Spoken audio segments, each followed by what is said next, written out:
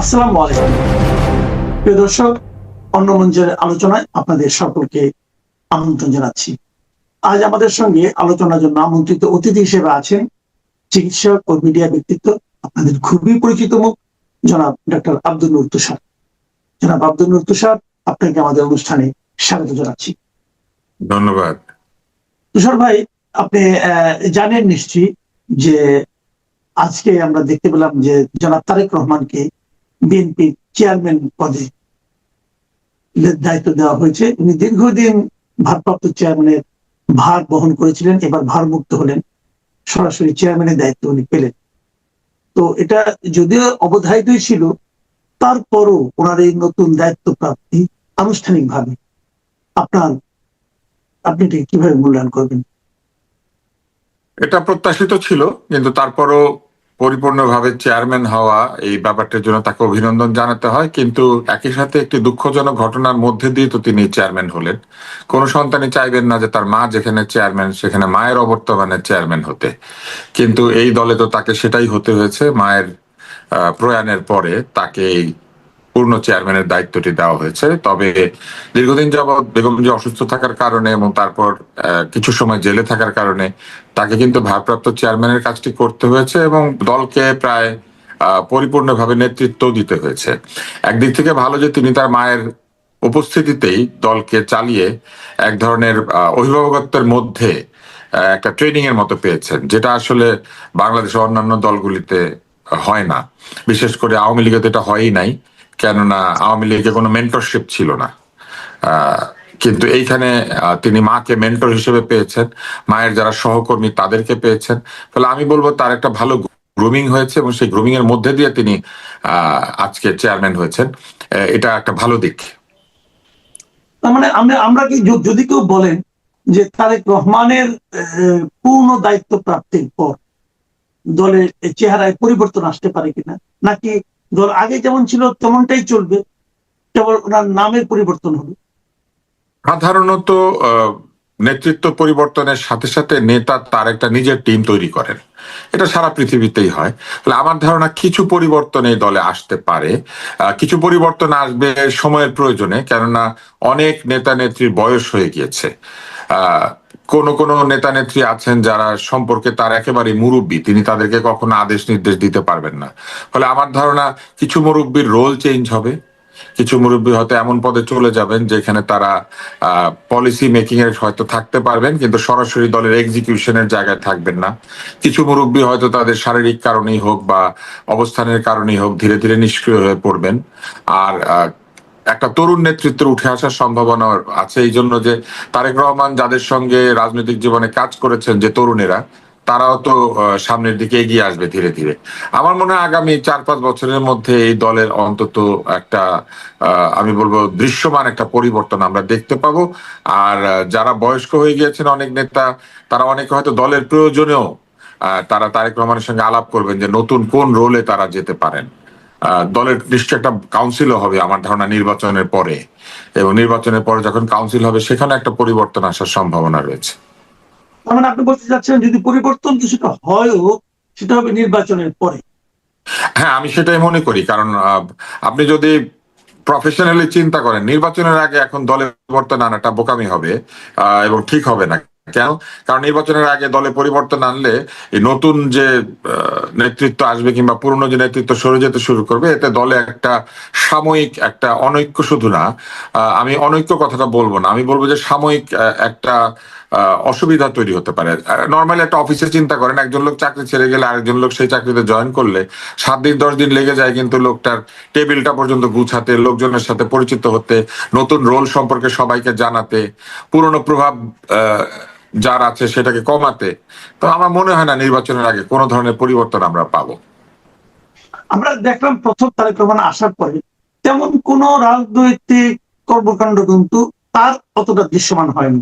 প্রথম কয়েকদিন গেল উনি প্রথম দিন ঢুকলেন, মায়ের এখানে গেলেন, মা মারা গেলেন, মায়ের জানাজায় গেলেন, তারপর দু একটা স্মৃতিসৌধে গেলেন, তারপরে আপনার কারো কারো কবর জিয়ারত করলেন, এই তো। আর অফিসে বসলেন, মানে বাইরে জনসমক্ষে জনসমাগমে জনসভা অথবা এই ধরনের কোনো কিন্তু কর্মসূচিতে উনি এখন পর্যন্ত যাননি। একটা উদ্যোগ নিয়েছিলেন যে উত্তরাঞ্চল সফর করবেন, সেটাও দেখলাম যে সর্বশেষ ইসির অনুরোধে ওটা আপাতত পোস্টপোন করলেন। ইসি কি এই ধরনের অনুরোধ এই মুহূর্তে করতে পারে? উত্তরাঞ্চল তিনি যদি সফর করেন তাহলে পুরো অঞ্চল সফর করলে ইসি হয়তো তাকে না করতে পারে, কেননা পুরো উত্তরাঞ্চল তো আর তার এলাকা না। কিন্তু তিনি যদি তার পৈতৃক নিবাস বগুড়া অঞ্চলে যান, সেটা ইসি না করতে পারে না, কেননা একজন আহ, আহ, মানুষ তার পৈতৃক নিবাসে বা তার নিজের নিবাসে তো যেতেই পারেন, এবং সেখানে গিয়ে তিনি তার আহ গুরুজনদের কবর জিয়ারত করা, অথবা এলাকায় যারা মহান ব্যক্তি আছেন অথবা কোনো মানুষ আছেন যাদেরকে তিনি মনে করেন যে শ্রদ্ধা জানানো দরকার, সেটা জানানো, পুরনো আত্মীয়দের সঙ্গে দেখা করা, পুরনো বন্ধুদের সঙ্গে কথা বলা, এগুলো তো আপনি করতেই পারেন। ফলে ইসি তাকে বগুড়ায় যেতে বাধা দিতে আমি মনে করি না পারে। কিন্তু ইসি যদি তাকে পুরো উত্তরাঞ্চল সফর করতে না করে, সেইখানে একটুখানি লেজিটিমেসি থাকবে, কারণ তিনি যদি পুরো উত্তরাঞ্চল সফর করেন, এটা তো ইমপ্লয়েড যে লোকজন আসবে, প্রচুর গণজমায়েত হবে, এবং তার দলের যারা বিরুদ্ধ পক্ষ তাদের সেখানে একটু অসুবিধা হবে, কেননা তারা তো আর এই গণজমায়েত করতে পারবে না, কারণ তাদের নেতা নেত্রীদের তো এই অবস্থা না যে দেখার জন্য লোক এসে ভিড় করবে। এখন তারা বাংলাদেশে ছিলেন, এলাকাতেই ছিলেন, এরই মধ্যে নির্বাচনী প্রচারণাও করেছেন অনেক ক্যান্ডিডেট, ফলে তাদেরকে আলাদা করে দেখতে আসার কিছু নাই। কিন্তু তারেক রহমান যে কোনো এলাকায় গিয়ে এখন ঢুকলে লোকে তাকে দেখতে আসবে, তার বিরোধীরাও তাকে দেখতে আসবে, যে এখন তাকে ভোট দিবে না তার দেখতে আসবে যে একটু দেখে আসে, 17 বছর লোকটা ছিলেন না, একটা বড় দলের নেতা, তাকে ঘিরে মানুষের মনে তো এক ধরনের জল্পনা কল্পনা আছে। তারপরে ইদানিং কালে তার যেসব বক্তব্য, তার যে ভিডিও উপস্থিতি, এই বিষয়গুলি মানুষকে একটা নতুন চিন্তায় এ, মানে এনে দিয়েছে, যে একটা পরিবর্তিত নেতৃত্ব, পরিবর্তনের কথা বলা, তার যে এখানে আসার পর যে বক্তৃতাটা দিয়েছেন তিনি, সেটাও ভালো ছিল। সবকিছু মিলে তার প্রতি মানুষের আগ্রহ বেড়েছে। ফলে ইসি তাকে অন্য জায়গায় যেতে নিষেধ করতে পারে, নিরাপত্তাজনিত কারণেও পারতে পারে, কিন্তু বগুড়ায় যেতে তাকে নিষেধ করতে পারে না, কারণ সেটা তার মানে তার পৈতৃক নিবাস। আপনি আপনার পৈতৃক নিবাসে যাবেন, এটা ইসি না করে কিভাবে? জি, আচ্ছা, আপনি বলছিলেন যে নির্বাচনের আগে নেতৃত্বে পরিবর্তন আনা ঠিক হবে না, এবং এই যে উনি উত্তরাঞ্চলে যেতে চাইলেন, যে যাওয়ার ক্ষেত্রে ইসিতে আপত্তি করলেন অথবা অনুরোধ করলেন, যাই করলেন, এটা সবই তো নির্বাচনকে কেন্দ্র করে।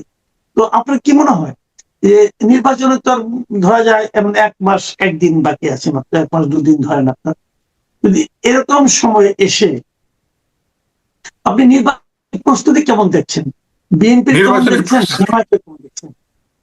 এটা যদি জিজ্ঞেস করেন আমি বলবো আওয়ামী লীগের যে আমি দামি নির্বাচন, সেই নির্বাচনে এর চেয়ে অনেক ভালো প্রস্তুতি ছিল। মানে আমরা অন্তত অনুভব করেছি যে লোকেরা নির্বাচন করছে, দেশে একটা নির্বাচন হচ্ছে, মানে একটা হই হুল্লা ছিল। কিন্তু এই আমি দামি নির্বাচনের মতো এখনো পর্যন্ত আমরা কোনো কিছু দেখতে পাচ্ছি না, অন্তত সরকারের তরফ থেকে এবং নির্বাচন কমিশনের তরফ থেকে। এমনকি মিডিয়াগুলিতেও আমরা সেরকম কোনো মানে নাড়াচাড়া দেখতে পাচ্ছি না। মানে এর চেয়ে বেশি শোরগোল তখন আপনি দেখেছেন, এটা বলতে চাচ্ছেন? হ্যাঁ, মানে নির্বাচন আসলে একটা শোরগোল হয়, শোরগোলটা আসলে স্পন্টেনিয়াসলি হয়। এমনকি আমি দামি নির্বাচনের শোরগোল হচ্ছিল যে মানুষ অনেক রসিকতা করছিল, নানান রকম হাসাহাসি করছিল। ধরেন গতকাল যারা একসাথে মিছিল করেছে, তারা আজকে এসে একটা প্রতিপক্ষ হয়ে মানে একজন আরেকজনের বিরুদ্ধে সমালোচনা করছে। তো এগুলো তো একটা আলোচনার বিষয়বস্তু ছিল। নির্বাচনের আমেজ সবচেয়ে টের পাওয়া যায় এলাকার চায়ের দোকানে, হোটেলে, রিক্সাওয়ালাদের কথাবার্তায়। তারপর আপনি যখন মসজিদ থেকে বের হবেন, এরকম মানে যেখানে একটু জমায়েত হয়, দেখা যায় বাঙালি নানান রকম আলাপ করে, আরে জানেন নাকি এই অমুকে প্রার্থী হয়েছে, এই লোক তো এবার জিতবে না, আরে ওনাকে তো আগে দেখেছি। এইটার অনেকগুলি কারণের একটা হচ্ছে অনেক নতুন প্রার্থী আছে, প্রার্থীদের পুরনো কোনো ইতিহাস আমরা জানি না। যেমন আমার এলাকা যদি চিন্তা করেন, এখানে 2 জন প্রার্থী আছেন, এদের কোনো পুরনো ইতিহাস নাই, এরা কবে রাজনীতি শুরু করেছেন, কবে রাজনীতিতে আসলেন, মানে আমরা জানি না তাদের সঙ্গে তেমন কিছু। এইটা একটা কারণ হতে পারে। দ্বিতীয় কারণ হতে পারে যে মানুষ আসলে অত আগ্রহ বোধ করছে না, কারণ তারা জানে কাকে ভোট দিবে অথবা কাকে দিবে না। তারা বসে আছে যে ঠিক আছে, ভোটের সময় ভোট দিয়ে দিব, জিতার সময় জিতে যাব। এটা হতো হয়তো ভালো যদি সমানে সমানে লড়াই হতো, কিন্তু একটা ধারণা মানুষের মনে জন্মে গিয়েছে, এটা অস্বীকার করা যাবে না, যে তারেক রহমানের নেতৃত্বে বিএনপি ভালো ফলাফল করবে। এইটা তো একটা মানুষের মনে ধারণা, এবং এটা অনেকদিন ধরে এই ধারণাটা তৈরি হয়েছে। তো যে কারণে হয়তো মানুষ ভাবছে যে ঠিক আছে, জানি তো কে হবে, মানে আমি ঠিক জানি না কেন, কিন্তু আমি অনেকগুলি কারণ বলছি আর কি। আর আরেকটা কারণ হচ্ছে যে আমার কাছে মনে হয়েছে সরকার নির্বাচন সম্পর্কে খুব একটা ভালো বোঝেন বলে আমার মনে হচ্ছে না। আগেকার সরকারগুলিতে কি হয়েছিল জানেন, অনেক আমলা থাকতো, ধরেন আকবর আলী খান সাহেব আছে, এরা ডিসি হয়েছে, ধীরে ধীরে উপরের দিকে গিয়েছে, একসময় সচিব হয়েছে, একাধিক নির্বাচন আয়োজন করেছে, মানে জানে আসলে নির্বাচনে কি করতে হয়।